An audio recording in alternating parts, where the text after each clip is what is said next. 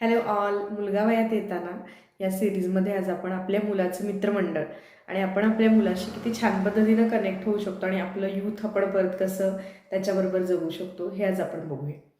तर असं म्हणतात की साधारण बाळ जन्माल्यानंतर 10 वर्षाचा होतोपर्यंत त्याला आपले आईबाबा म्हणजे अगदी असे सुपर हिरो टाईप्स वाटत असतात की ज्यांना सगळं माहिती आहे, त्यांना सगळं येतं आणि एकदम भारी लोक म्हणजे आपले आईबाबा. आणि मग जसे जसे टीनेजमध्ये जायला लागतात, जसं जसं त्यांना स्वतःची आयडेंटिटी यायला लागते, एक कॉन्फिडन्स यायला लागतो, एक पर्सनॅलिटी म्हणून जेव्हा ते डेव्हलप व्हायला लागतात तेव्हा तेच आईवडील जगातले सगळ्यात बॅकवर्ड आणि काही माहीत नसलेले आणि अगदी काहीच तुम्हाला माहीत नाही आता काय चालू आहे ह्या टाईप्समधले लोक बनतात. आणि मग तोच मुलगा जेव्हा त्याच्या 30मध्ये जातो तेव्हा परत तेच आईवडील त्या मुलाला एक आयडियल आईवडील वाटू लागतात, कारण परत तो मुलगा त्या आपल्या फेजमध्ये तेव्हा गेलेला असतो. तर या जसं मी पहिल्यापासून म्हणाले की जेव्हा आपण आपल्या बाळाबरोबर ग्रो होत असतो तसंच आपण टीनेजमध्ये त्याच्याबरोबर ग्रो व्हायचे. आता जेव्हा आपण मित्रमंडळ म्हणतो तेव्हा आपण त्या बाळासाठी त्याचे आईवडील आपल्याकडं खूप मोठ्या मोठ्या गोष्टी बोलल्या जातात की आईवडील हेच गुरु आणि हे सगळं आहे बरोबर, पण आईवडील हेच मित्र पण आहेत. कारण आईवडिलांइतकं त्या मुलाला कुणी समजावून घेऊ शकत नाही आणि त्या मुलानं आईवडिलांबरोबर सगळ्यात जास्त वेळ घालवलेला असतो. त्याला सगळे इन्स अँड आउट्स एकमेकांचे माहीत असतं. आता ह्या वयामध्ये मुलांना आपण बोरिंग का वाटायला लागतो? आईवडील म्हणजे काहीच माहीत नसलेली व्यक्ती किंवा आईवडील जेव्हा अगदीच बोरिंग आणि काय कारण का?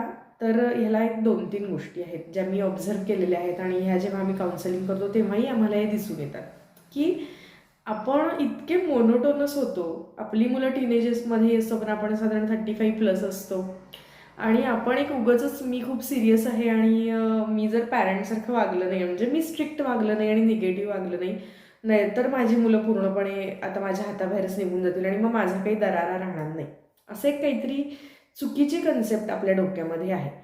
मी आधीच्याही अनेक व्हिडिओमध्ये सांगितलं की आपली ही जनरेशन पूर्ण वेगळी आणि आपली जी पुढची जनरेशन आहे म्हणजे आपली जी मुलं आहेत किंवा जी टीनेजमध्ये जात आहेत किंवा अगदी आता कुठलीही 20 वर्षापूर्वी पर्यंतची जी मुलं आहेत, हा पूर्ण जनरेशनच वेगळा आहे, याचा एक्सपोजर वेगळा आहे, त्यामुळे याचं पॅरेंटिंग पण वेगळं आहे. आपल्या आईवडिलांना आपल्याशी कनेक्ट राहण्यासाठी फारसं काही वेगळं करायला लागत नव्हतं, कारण आपल्यावेळी तेवढे गॅजेट्स नव्हते, आपल्यावेळी तेवढ्या गोष्टी नव्हत्या, आपल्यावेळी काहीच नव्हतं. जे मागच्या पिढीमध्ये होतं त्याच्यातलं थोडंसं अपडेटेड व्हर्जन म्हणजे आपण होतो, पण आता तसं नाही आहे.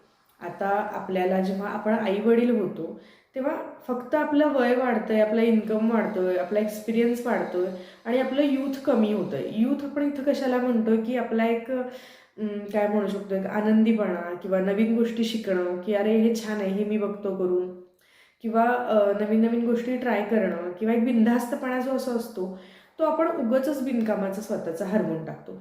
आणि मग ह्या वयाच्या मुलांना हेच पाहिजे असतं की एक बिनधास्त जगणं, एक फ्रीडम, एक त्या वाईब्सना मॅच होणं.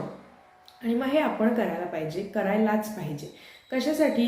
एकतर आपल्या मुलाला आपल्या घरामध्ये आपल्या आईवडिलांमध्ये ती एक वाईब मॅच व्हायला पाहिजे. आपल्याला सगळं जरी आपण अगदी म्हणतो ना आपण की शिंग म्हणून आपल्याला वासरू व्हायची गरज नाही आहे, पण निदान आपण त्यांच्या वाईब्सला मॅच, जेव्हा मी आणि माझी मुलगी बोलते, मी आणि माझा मुलगा बोलतो तेव्हा आमच्या कम्युनिकेशनमध्ये काहीतरी सामायिक पाहिजे की बाबा सध्या काय ट्रेंड चालू आहे, सध्या कुठली गाणी पॉप्युलर आहेत, आता के-पॉप चालू आहे, अजून कुठले कुठले सगळे इंटरनॅशनल स्टार्स मुलांना माहिती आहेत, तर त्याच्याबद्दल आपल्याला माहिती पाहिजे. आत्ता सध्या लेटेस्ट फॅशनचे ट्रेंड काय आहेत, हुडीज आहेत का, तुमचे स्निकर्स आहेत का काय, ह्याची तुम्हाला थोडीशी तरी माहिती पाहिजे. तुम्हाला जर ह्या कुठल्याच गोष्टीचा काही मागमूसच नाही आहे आणि मग तुम्ही तुमच्या मुलाबरोबर म्हणला की आज मी ह्याच्याबरोबर क्वालिटी टाईम स्पेंड करतो आणि मग तुम्ही बोलणार काय त्याच्याबरोबर? तुम्हाला काहीच नाही आहे बोलायला. आणि मग ह्यावेळी तुम्ही अतिशय रटाळपणे, अतिशय कंटाळवाण्या गोष्टी बोलायला सुरुवात करता. तुझा अभ्यास कसा चालू आहे, तुझ्या क्लासमध्ये काय चालू आहे, तुझ्या मित्राला किती पर्सेंट पडले, तुला किती पर्सेंट पडले, तुझे असाइनमेंट्स कुठले कुठले राहिले. इतक्या कंटाळवाण्या गोष्टी आपण त्यांच्याशी बोलतो की आपल्याला जसं प्रिन्सिपलच्या ऑफिसमध्ये बोलल्यावर प्रिन्सिपल आपल्याशी ज्या पद्धतीनं बोलत असं, तसंच त्या मुलाला वाटत असणार की काय कंटाळवाणी माणसं आहेत ही, दरवेळी तेच बोलतात. तू हे केस किती वाढवलेस? काय होतं त्यानं केस वाढवले तर? त्याचं जर बिहेवियर चांगलं आहे, त्याचा सगळा अकॅडमिक रिझल्ट चांगला आहे, he is a good person, पण त्यांना थोडं केस वाढवलं तर काय होणार आहे? त्याला एक वेगळ्या रंगाचा विचित्र रंगसंगती असलेला प्रिंट असलेला शर्ट, काय हे तू असले शर्ट घालतोस, हे काही चांगले दिसत नाही का? त्याचं हे वयच आहे वेगवेगळ्या गोष्टी ट्राय करण्याचं, चांगल्या गोष्टी ट्राय करण्याचं. तुम्ही जर त्याच्या वाईफला थोडंसं मॅच झाला, तुम्ही जर त्याला ॲप्रिशिएट केलं, तर त्याला बाहेरच्या मित्रमंडळींची गरज पडणार नाही. आता मी हे तुम्हाला कशासाठी सांगते हे पुढं लक्षात येईल. आता जेव्हा आपण आपल्या मुलाला योग्य गोष्टीला कॉम्प्लिमेंट करतोय, योग्य गोष्टीला त्याच्याबद्दल त्याच्याशी बोलतोय, अरे असं असं झालं तसं झालं, ऑफिसमधल्या गोष्टी सांगतोय, तेव्हा तोही मुलगा हळूहळू तुमच्या लक्षात येईल की अरे माझ्या बाबाला हे माहिती आहे, मी ह्याच्याबद्दल बोलू शकतो, अरे माझ्या आईला हे माहिती आहे, मी ह्याच्याबद्दल हे सांगू शकतो. हे जेव्हा होतं तेव्हा तो तुमच्याशी त्या वाईब्स मॅच करतो. जेव्हा तुम्ही तुमच्या मुलाला कॉम्प्लिमेंट करता, आता ही गोष्ट खूप महत्त्वाची आहे. आपल्याकडं मुलींना कॉम्प्लिमेंट केलं जातं, पण मुलांना फारसं कॉम्प्लिमेंट केलं जात नाही, त्यांचं कौतुक केलं जात नाही, किंवा आपलं जे प्रेम आहे त्यांच्यावर ते कुठेही एक्सप्रेस केलं जात नाही. आणि हे इतकं महत्त्वाचं आहे, जेव्हा टीन लव्ह अफेअर्स होत असतात किंवा टीन अट्रॅक्शन जेव्हा असतं, किंवा मित्रमंडळींच्यात सुद्धा जेव्हा आपल्या मुलाला कोणी कॉम्प्लिमेंट करतं, अरे ही भारी आहे रे शर्ट तुझा, हे शूज तुझे भारी आहेत, ही स्टाईल तुला चांगली दिसते, पण हे वाक्य, हे शब्द जेव्हा त्याला घरात लहानपणीपासून ऐकायला मिळतात की हा हे कॉम्बिनेशन छान दिसतंय, हे शूज छान दिसत आहेत, त्याची पर्सनॅलिटीच भारी आहे, तो स्वतःला अगदी व्यवस्थित वेल मेंटेन ठेवतो, हे जेव्हा तो लहानपणीपासून ऐकत असतो, तेव्हा बाहेरची व्यक्ती जेव्हा त्याचा काही गैरफायदा घेण्यासाठी अशा गोष्टी बोलते, तेव्हा तो एकदम फ्लॅटर होत नाही, तो ओव्हरवेल्म होत नाही की अरे मला आत्ता पण कुणीच छान म्हणलं नव्हतं घरामध्ये, सगळे नुसते घरात मला कटकटच करतात, अभ्यास झाला का, हे झालं का, केस असे का, शूज असे का, तू पुस्तकच असं ठेवलंस, तू वहीच असं ठेवलीस. शिस्त महत्त्वाची आहे, पण नॅगिंग महत्त्वाचं नाही आहे, आणि आपण तेच करतो. आणि मग मुलं आपल्याला समजायला लागतात की हे अतिशय कंटाळवाणे आणि अतिशय बोरिंग पॅरेंट्स आहेत, ह्यांना काहीही म्हणजे इन टच विथ कशाच्याच टचमध्ये नाही आहे, आणि ह्यांच्यापेक्षा मी माझ्या मित्रांमध्ये मस्त असतो. कारण का, ते मला मस्त कॉम्प्लिमेंट करतात, हसत खेळत मजेत असतात, काही झालं तरी ते मला नॅग नाही करत, माझ्या ज्या वाईट गोष्टी आहेत ते सारख्या पॉईंट आऊट नाही करत, आणि मग ते मित्र त्यांना छान वाटायला लागतं. आणि मग जेव्हा मुलगा आपला मित्रांच्या इन्फ्लुअन्सखाली जायला लागतो, आता हे केव्हा होतं, जेव्हा तुमच्या मुलाला त्याचा सेल्फ कॉन्फिडन्स नसतो, त्याला त्याचे एक सेल्फ अवेअरनेस नसतो, की जो कोण डेव्हलप करतो, तो आपण पॅरेंट्स डेव्हलप करतो. त्याला कॉम्प्लिमेंट करून तुझी ही गोष्ट बरोबर आहे, तुला जे पाहिजे त्याचा तू निर्णय घे. 2 शर्ट आहेत, आपण मुलाला 2 शर्टमधला एक आवडता शर्टसुद्धा त्याचा घेऊन देत नाही. तुला आवडला आहे ना, मग तो मुलगा मला आई मला कसा दिसत, तुला आवडला आहे ना, तू घालून बघ. एखादा शर्ट जर त्याला कधीतरी खराब दिसला तर लगेच काही होणार नाही आहे, पण आपण हे सुद्धा निर्णय मुलांना घेऊन देत नाही. तर असं करू नका, तुमच्या मुलाचा कॉन्फिडन्स खूप चांगल्या पद्धतीनं बिल्ड करा. ह्याचा उपयोग काय होईल, जेव्हा in future you never know, एखादा त्याचा मित्र वाईट असेल की जो त्याला म्हणाला की हे तू आज वाईट गोष्ट एखादी ट्राय करून बघ, तेव्हा त्याला कॉन्फिडन्स असेल नाही म्हणण्याचा, तो त्या मुलांच्या ग्रुपच्या इन्फ्लुअन्सखाली येणार नाही. नाही मला माहिती आहे काय चॉईस करायची, आय कॅन डू दॅट.